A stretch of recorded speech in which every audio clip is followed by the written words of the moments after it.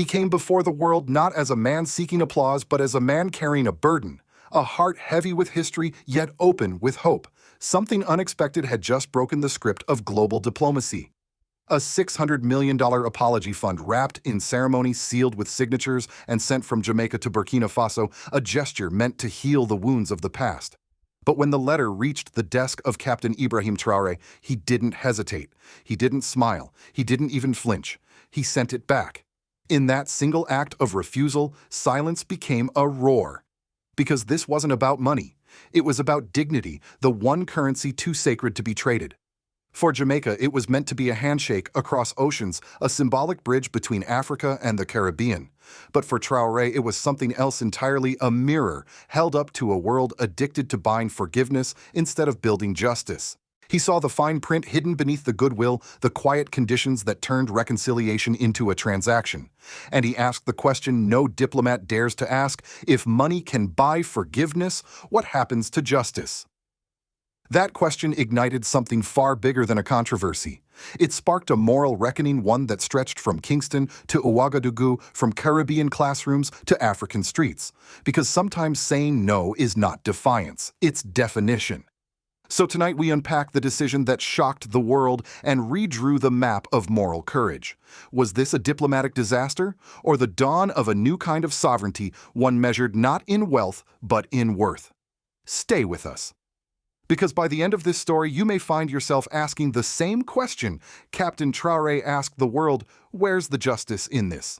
It began quietly, almost too quietly for something this monumental. A statement from the office of the Prime Minister in Kingston, Jamaica, words dressed in diplomacy, polished for the cameras. The government of Jamaica is proud to announce a historic step toward Afro-Caribbean reconciliation, a $600 million fund dedicated to healing, development, and unity. For weeks, the announcement had been choreographed to perfection.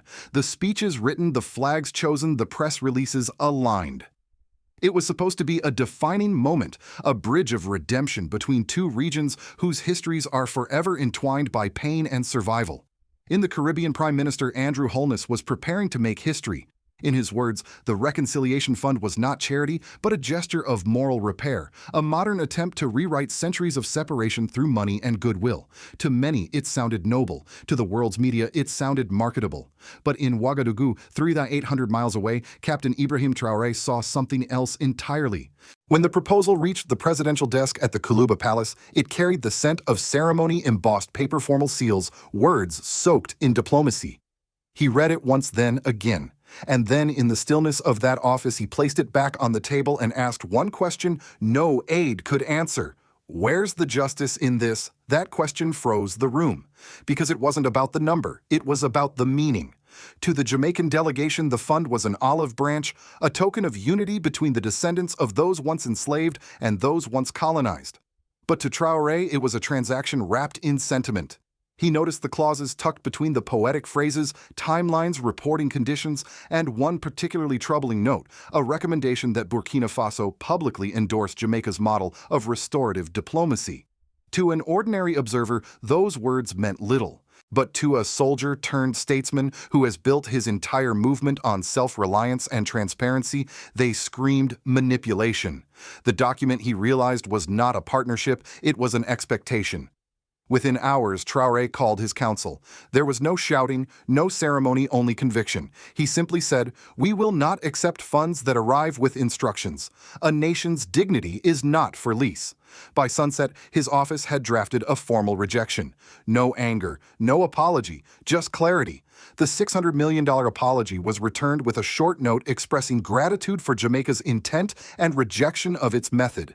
That act detonated across the world like a moral explosion. Diplomatic channels panicked. Newsrooms scrambled. For journalists accustomed to Africa, saying yes to aid this no was unthinkable. In Kingston, Holness's team was blindsided. Months of planning evaporated in an evening. The speeches, the ceremonies, the global narrative of healing and unity all collapsed into silence. Inside the Jamaican Parliament opposition, lawmakers demanded to see the full agreement. Some asked, was this really about reconciliation or about reputation? Others wondered how a small West African nation could turn down such a windfall. But in Burkina Faso, the decision was met not with confusion, but with applause. Citizens already accustomed to Traoré's doctrine of national pride saw the rejection as proof that the new Burkina would not bend, not even under the velvet hand of diplomacy.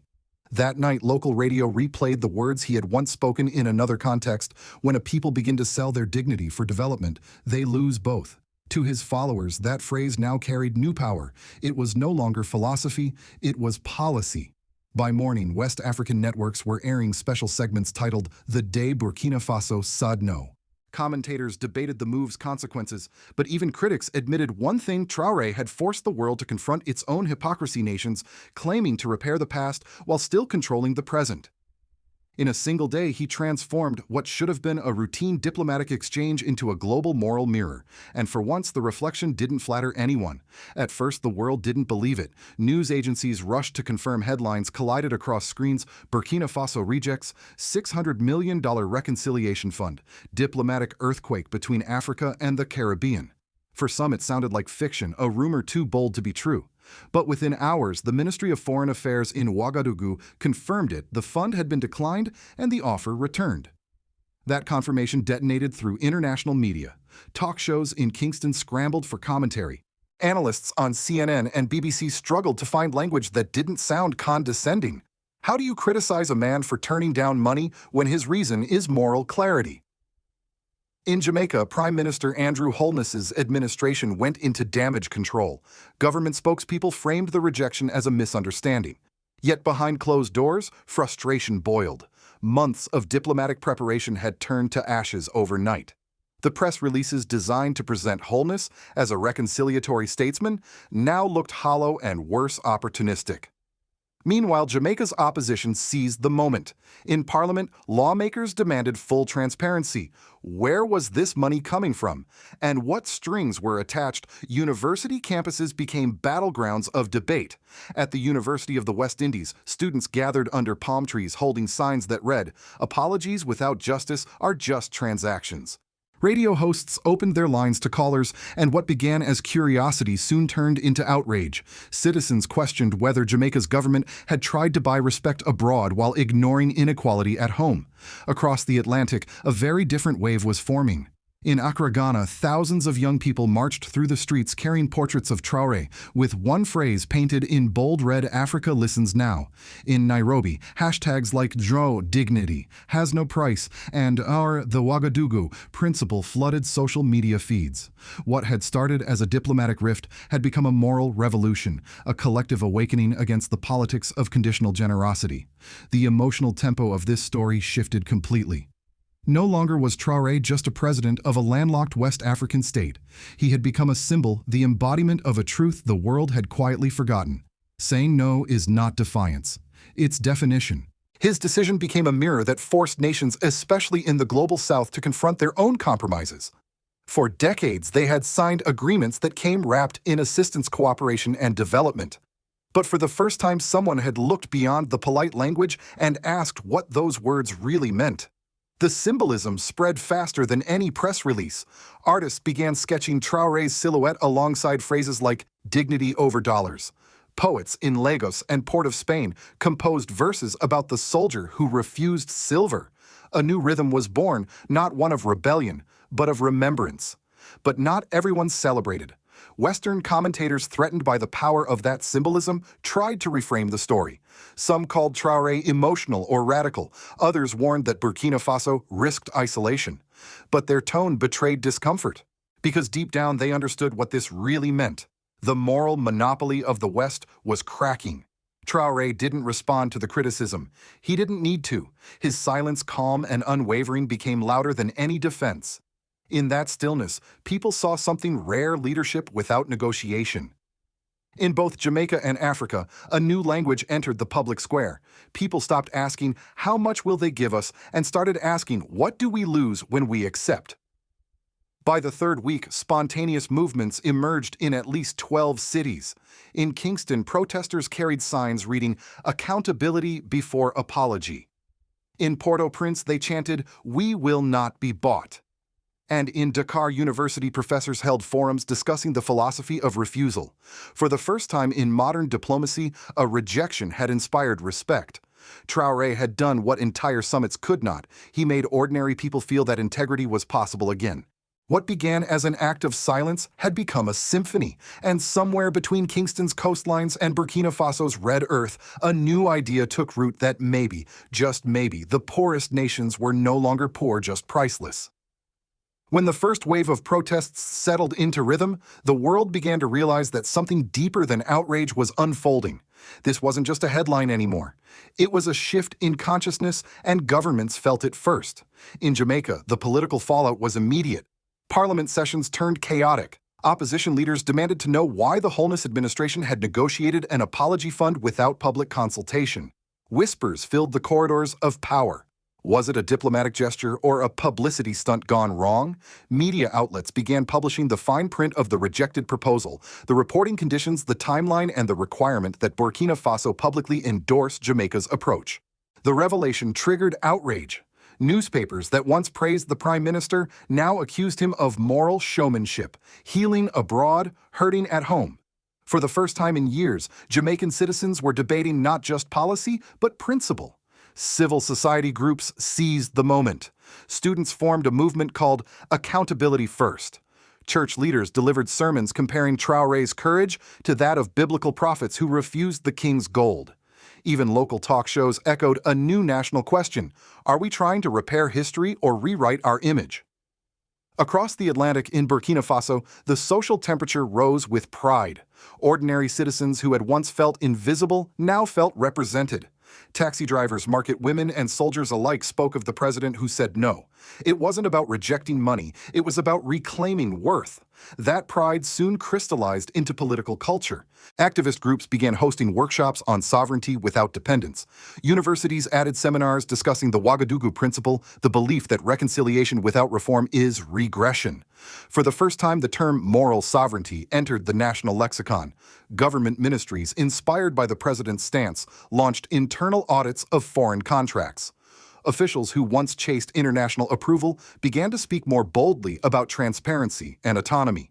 Burkina Faso's national television aired a week-long series titled The Price of Dignity. The message was clear: this wasn't just a rejection of money, it was a rejection of dependency itself. But not all responses were celebratory. Regional allies watched nervously. Leaders from smaller Caribbean nations, Trinidad, Barbados, St. Lucia, wondered aloud if they too had traded moral independence for financial relief. Editorials in Caribbean newspapers asked whether conditional generosity was just a modern form of control. In international circles, analysts began describing a Traore effect. Aid organizations feared that more nations might follow suit, scrutinizing grants that came with Western benchmarks or moral obligations. A quiet panic spread through diplomatic missions. If other leaders started questioning the terms of reconciliation, the entire economy of apology billions in symbolic aid and soft power could collapse. In Africa's streets and parliaments, however, that fear translated into fascination. The refusal became a rallying cry for independence, not from empires of land, but empires of influence. Mali, Niger, and Ghana's youth movements echoed the same message: we don't want gifts, we want fairness. And amid the noise, one truth emerged: Burkina Faso had changed the language of power. No longer could help be offered without honesty. No longer could partnership hide pressure. Traore's silence had redefined the grammar of leadership. He had turned rejection into renewal, and what began as a diplomatic controversy had evolved into a political awakening that no nation, not even the richest, could ignore. In Washington, the story arrived like a quiet alarm. Burkina Faso, a small landlocked country with no major leverage, had just shaken the architecture of global diplomacy. Inside think tanks and embassies, analysts struggled to label what had happened. Was it defiance or the birth of a new doctrine? The U.S. State Department issued a brief statement praising open dialogue between nations, but privately the tone was different. Internal memos described Traore's move as symbolically destabilizing. He had disrupted a system that thrived on dependency, a system where apologies, loans, and aid flowed one way and loyalty flowed the other.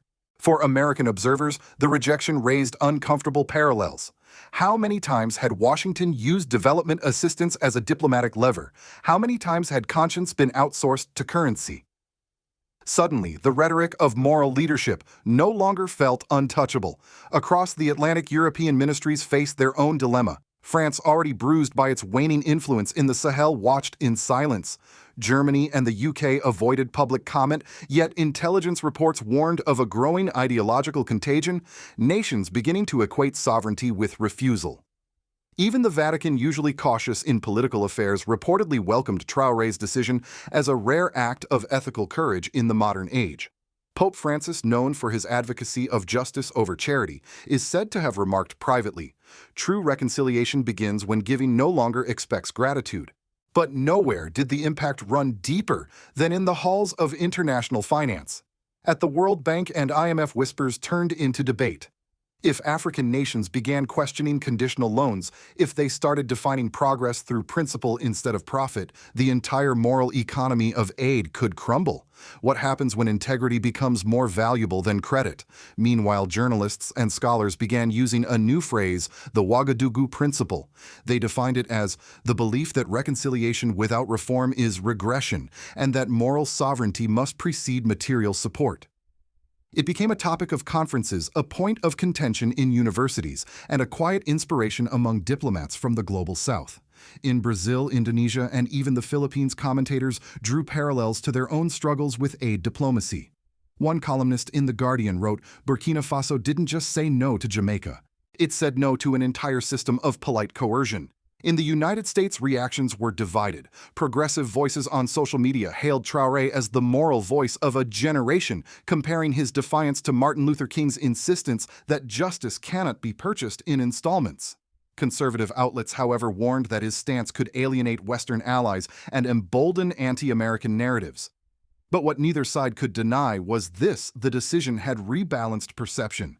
For the first time in decades, Africa was not being discussed as a victim or a beneficiary, but as a teacher, a continent capable of setting moral standards, not merely following them.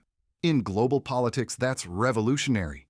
Because once the world recognizes that the poorest nations can also be the most principled, the hierarchy of respect begins to invert. And that is what frightened Washington and fascinated the rest of the world, that a leader who refused $600 million had somehow made Africa rich again, not in money, but in meaning. History will not remember the amount. It will remember the moment, the silence, the refusal, the dignity. When Captain Ibrahim Traoré sent back the $600 million apology fund, he didn't reject Jamaica. He rejected a habit, the global reflex that says morality can be outsourced and justice can be bought. And in doing so, he held a mirror to all of us, nations and individuals alike. Because this story isn't just about Africa or the Caribbean, it's about every society that's ever tried to replace conscience with currency. It's about the quiet deals, the symbolic gestures, the ceremonies that look like progress but taste like pretense. Traoré's act stripped those illusions bare. He reminded the world that the most dangerous form of corruption is not theft. It's the trade of integrity for image. And perhaps that is why his decision still echoes weeks and months later across classrooms, churches, and boardrooms. He reminded us that leadership is not about accumulation, but about abstinence, the rare courage to say no when the world expects you to say yes. Yet his defiance is also a warning. For every nation still negotiating its dignity in exchange for funding, this moment draws a moral lane in the sand. Because once you sell your sovereignty even a single time, you can never buy it back at the same price. The world is watching Burkina Faso now, not for its GDP, not for its military strength, but for something far rarer, its moral capital. And perhaps that's what true wealth looks like, a country that refuses to trade its soul for survival. So as we close this story, let me ask you, if a nation's dignity were up for sale, how much would yours cost? Would you sign that paper? Would you cash that check? Or would you, like Traoré, let silence speak for you? Because someday, when history writes about the 21st century, it may not remember who built the tallest towers or held the biggest budgets. It will remember who still believed that honor has no price tag.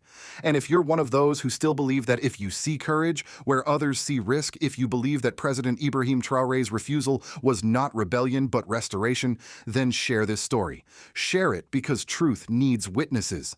And subscribe because the world needs more voices that believe in something stronger than money, the courage to say no.